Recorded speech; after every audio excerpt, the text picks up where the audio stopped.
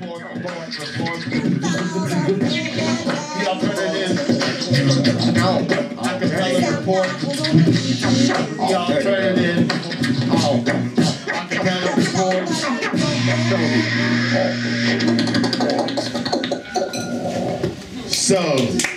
thank you so much, y'all.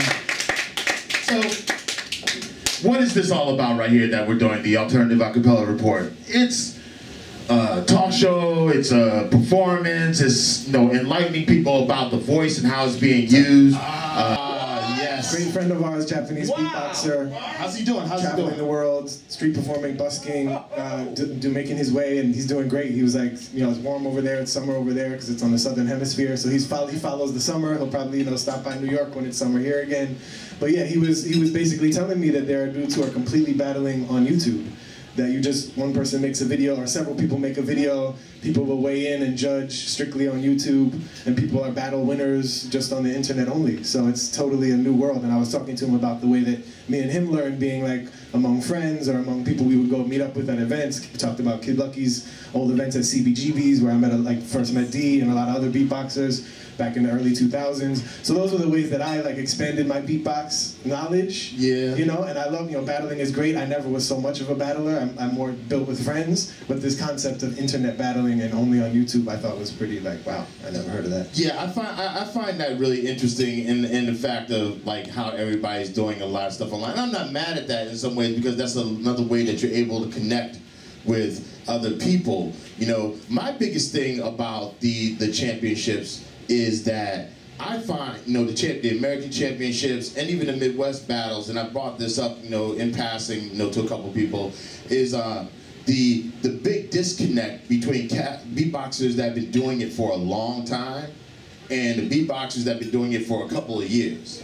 And the people that are organizing the championships and these battles and everything are really focused on young people. They're not focused on the people that have been doing it for a while. So, for example, they don't focus on Drez, you know what I mean, or John Pointer, you know what I mean, or like yourself, or. Well, I think when you look at or adding on to what you're saying, that it's not so much. I don't feel like they're focusing. I feel that there's a way to be able to get younger beatboxers doing the thing. It's keeping the art alive. However, they should be connected to who came before them, and not only who came before them, but who are still doing the craft. I mean, I'm really not comfortable when people say, "Oh, old school beatboxer." What is that? Yeah, they try to define it, but I've had this conversation.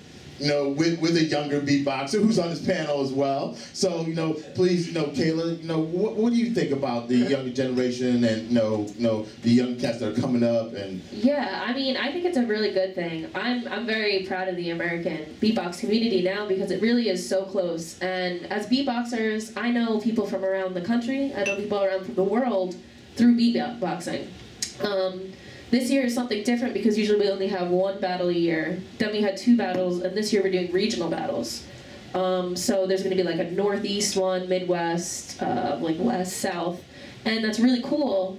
But I feel like what battles take away from the beatboxing scene is battles now are, and I battled, they're fun and they're cool because it branches it out, but it also hinders beatboxers because, especially the younger cats that are out there, they watch from YouTube. So all they do is learn technical. When you're battling, all the battles are who can go fastest and who's the loudest, who could do, it's literally fastest. If you go, you're gonna win over someone who's doing something you could be so creative, but the battles are actually taking that away from beatboxers because when we go to the Midwest, I went to the Midwest battles, which is in Ohio, and it's kind of like a convention too. Everyone's in the same hotel room, or the same hotel, everyone hangs out, partying, have a good time. But there's these cats that are crazy fast, crazy good, but then when we're jamming, they don't know how to add. They don't know how to add it in. They don't know how to make the music with other beatboxers and with other people. You know. They only have their techniques and which is muscle memory. Like right. if you're kids now that are learning beatboxing, all it is muscle memory. It's going to a metronome, going over and over until you do it so fast. But now they don't have. If we're all jamming and D is like, if we were all jamming and D is doing the bidabakaba part, they don't know what to do because that was their thing. Right. They don't know how to. They don't know how to just throw something else in, and right. It takes the creativity out of it as well. No, yeah, I'm finding that, you know, the creativity in beatboxing, and it's funny that you bring that up, is and you know what a lot of the younger beatboxers don't know is that a lot of us talk about them and not in a bad way. Yeah, no, but we do, because like they talk about us, you know, before they got, you know, and we talk about them because they're coming up, you know what I mean, and it's important to us, you know, that what they're doing, you know. So of course we're going to talk amongst each other and that. And I find that creative wise, I'm not really all that impressed with a lot of the younger beatboxers coming up, because to me they're mimicking the beatboxers in Europe.